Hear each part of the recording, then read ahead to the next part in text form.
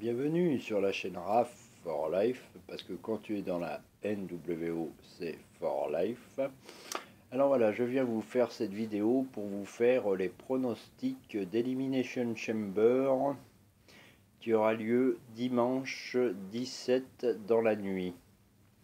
Alors, qu'est-ce qu'on a de beau comme match pour la saison 2019 lors de cette Elimination Chamber? Alors on va partir tout de suite sur le championnat par équipe féminin vacant donc. Alors un Elimination Chamber, alors pour ceux qui ne savent pas ce qu'est un Elimination Chamber, donc c'est une structure d'acier où vous avez 4 cellules, où soit des adversaires attendent leur tour pour arriver toutes les 5 minutes sur le ring, ou alors ce sont des équipes. Donc là en l'occurrence on a un match d'équipe féminine pour enfin les titres féminins par équipe qui couronnera soit une équipe de Raw ou SmackDown féminine. Alors qui avons-nous dans ces équipes? Alors pour Raw, vous avez Tamina et Nia Jax qui partent en grande favorite. Nous avons la Riot Squad, la Sarah Logan et la petite Liv Morgan. Nous avons Sasha et Bayley également pour Raw. Quant pour SmackDown, nous avons l'association Naomi et Carmella. Nous avons les Iconics, Peyton Ross et j'ai oublié le nom de sa partenaire. Vous avez Sonia Deville et Mandy Rose, donc Fire and Desire, le nom de leur équipe, ça je m'en souviens. Alors, qui je vois gagner ce match tag team féminin? Bon, alors la logique voudrait que la force l'emporte. Tamina et Nia Jax partent en grande favorite. Mais il y a des matchs intéressants qui auront lieu dans cette soirée et pourquoi pas le Riot Squad. Moi je vois bien une finale Riot Squad, même contre une équipe de SmackDown, vous voyez, le Riot Squad versus Sonia Deville et Mandy Rose, ça serait bien. Ou pourquoi pas contre les Iconics aussi. Mais allez, on va faire la carte de la facilité. Je pense que Tamina et Ajax vont dominer le match. Je ne sais pas en quelle position elles vont rentrer. On sait qu'il y a eu des matchs à SmackDown et à Raw pour déterminer qui rentrera en premier. Donc c'est Sasha Banks et Bayley qui vont démarrer contre Sonia Deville et Mandy Rose dans l'Elimination Chamber Tag Team. Bon, allez, je vais pronostiquer Tamina et Nia Jax parce que je vois pas, à part si elles se mettent toutes sur Nia Jax et Tamina, mais non. Je pense qu'il n'y aura pas de surprise. Ils vont faire gagner des Hell, des Hell féminines pour les titres par équipe. Mais ça serait bien qu'on ait une guerre Raw versus Raw, vous voyez. Le Riot Squad contre Tamina et Nia Jax, ça pourrait être marrant. Voilà, on va continuer sur la division féminine. Alors Ronda Rousey versus Ruby Riott qui a battu Nikki Cross Raw de cette semaine. Alors Ruby Riott qui bat Nikki Cross, c'est pas rien. Alors est-ce que Ruby peut faire trembler les pronostics en battant grâce à des interventions de ses deux autres partenaires, Liv Morgan et Sarah Logan, Ronda Rousey? Enfin, moi là aussi, je vais jouer la carte de la sécurité. Je pense que Ronda Rousey va conserver le titre. On a vu ce qui s'est passé à Raw en plus avec la pauvre Becky Lynch de Maine qui se fait rappeler à l'ordre par Vince McMahon qui la suspend 60 jours, dont l'expiration finit à WrestleMania. Sa suspension finit 4 jours après WrestleMania, 4 ou 5 jours après WrestleMania. Donc il la remplace par Charlotte. Bon ben super. Charlotte Flair, voilà. Donc, mais moi, je suis pour Ruby Riott dans ce match, mais j'espère que Ruby va gagner, mais je vois plutôt Ronda Rousey conserver le titre, même en dépit d'intervention. À moins que Charlotte Flair fasse une intervention aussi, on ne sait pas, tout est possible. C'est Hell in a Cell, tout est possible, mais j'ai joué la carte de la sécurité. Je vais dire que Ronda Rousey conserve le titre. Voilà. Comme ça, elle affronte Charlotte normalement pour le titre à WrestleMania 35 et Becky Lynch à surveiller. Je me demande si c'est pas une storyline, mais apparemment elle serait vraiment suspendue. Je comprends pas, parce qu'elle a dû présenter ses excuses au McMahon, notamment à Triple H et Stéphanie, et une semaine avant, elle en avait collé une à Stéphanie et à Triple H. Becky Lynch, non, c'est injuste ce qui se passe pour Becky Lynch, parce que elle a l'appui de la foule, et voilà, on se retrouve avec un Hell in a Cell, un Hell in a Cell, un Elimination Chamber. Je crois que j'ai dit Hell in a Cell plusieurs fois.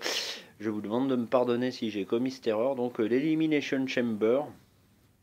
Donc, eh bien, nous aurons ces équipes et pourquoi pas le Riot Squad réunit toutes les ceintures. Les deux par équipe et Ruby qui bat Ronda. Mais comme je vous dis, je préfère jouer la carte de la sécurité. Je pense que Tamina et Nia Jax vont gagner les titres et que Ronda aussi va conserver le sien. Voilà, ensuite, qu'avons-nous de beau? Le Tag Team Championship de SmackDown. Alors, Shane O'Mac et De Miz, hein, les tout frais champions par équipe, la meilleure équipe du monde, hein, contre les Usos. Alors, les Usos vont bien se battre, mais je pense que Shane O'Mac et le Miz ont plus d'un tour dans leur sac pour contrer des gars comme les Usos. Donc, Shane et De Miz resteront champions. Ensuite, vous avez un autre match. Ah oui, alors le championnat Cruiserweight. Alors Buddy Murphy versus Akira Tozawa. Bon, bah Buddy Murphy, je vois pas pourquoi il perdrait sa ceinture contre Akira Tozawa. Buddy Murphy, avec son Murphy-Lo, il a prouvé qu'il pouvait battre même en Fatal 4-Way trois autres bons hommes. Donc voilà, victoire de Buddy Murphy, je pense. La division Cruiserweight qui est toujours à surveiller. Le match handicap pour le championnat intercontinental, Lashley Rush versus Finn Balor. Bah, la carrière de Finn Balor est en dents de scie, je dirais. Un coup il gagne, un coup il perd, mais toujours de manière controversée. Mais je pense que Lashley et Rush vont mettre un terme au rêve de Finn Balor. Ils vont gagner Rush et Bobby Lashley. À moins qu'il y ait des interventions, mais non, je vois Lashley et Rush battre Balor, à moins que Balor fasse un compte sur Rush, mais Bobby Lashley va pas laisser faire ça. Non. Faut trouver. Moi, j'aimerais plutôt voir Lashley versus McIntyre pour le titre intercontinental, mais bon, ces deux-là sont pour l'instant dans le même camp avec Rush et Baron Corbin qui affrontera Strowman aussi lors de cette soirée. Donc là, par contre, je vois une victoire de Strowman qui aura sa revanche sur Baron Corbin, je pense.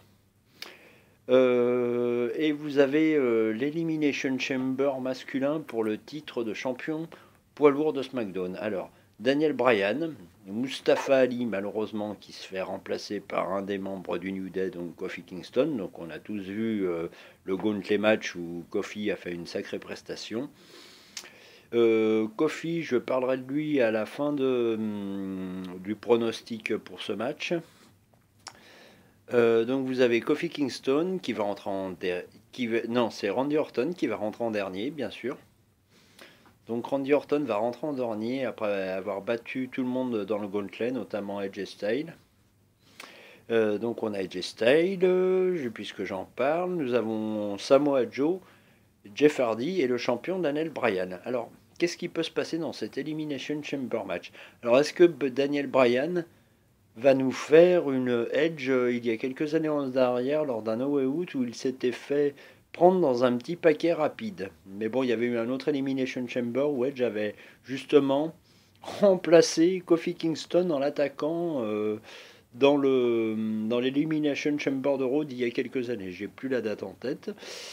Alors, tout pourrait croire que Bryan pourrait gagner, mais moi je dis méfiez-vous de Randy Orton. C'est peut-être l'heure où Randy Orton va regagner le titre. AJ Styles serait un bon favori. Jeff Hardy et Samoa Joe, je ne les vois pas gagner. Ça va se décider. Kofi Kingston non plus ne gagnera pas, mais non, ça va se décider entre Bryan, AJ Styles et Orton. Je pense que ça sera les trois qui resteront à la fin. Ou peut-être que Bryan se fera éliminer en premier. Non, mais je vois plutôt un face-à-face entre Orton et AJ Styles et victoire d'Orton. Allez, je vais dire victoire d'Orton. Orton, nouveau champion. À moins que, mais non, je vois Orton repartir avec la ceinture.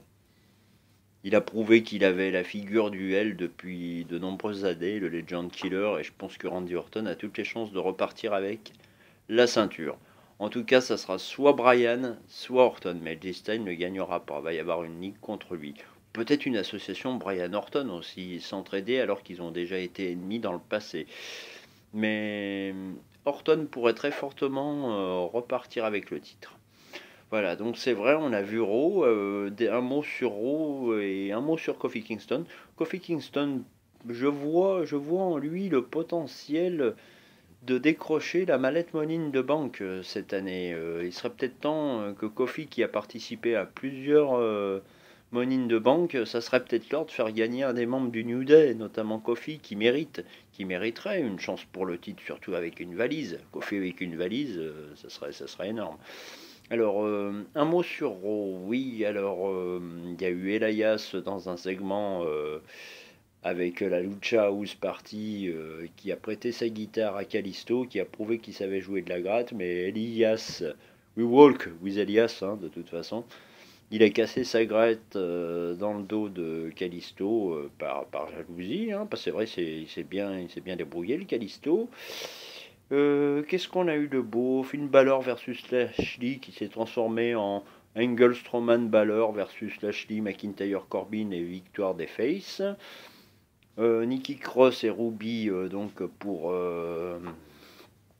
l'aspirante numéro 1 au titre de championne féminine de Raw, donc Ruby qui bat Nikki Cross. Les Revival, enfin, ils ont battu Chad Gable et Bobby Roode pour les titres par équipe.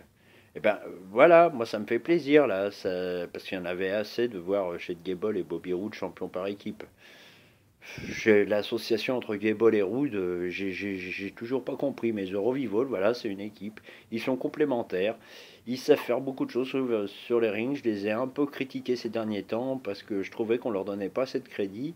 Mais ils ont toutes les autres équipes de Raw derrière maintenant, et notamment, ils devront peut-être affronter Akam et Rezar, les Authors of Pain. Et là, ça va pas être la même paire de manches que Gable et Bobby Roode. Mais enfin, content pour les Revival qui enfin ont prouvé qu'ils avaient la graine pour devenir champions, et mieux vaut tard que jamais. Voilà, je crois que j'ai tout dit pour Raw, à part un match entre Easy Free et Dean Ambrose.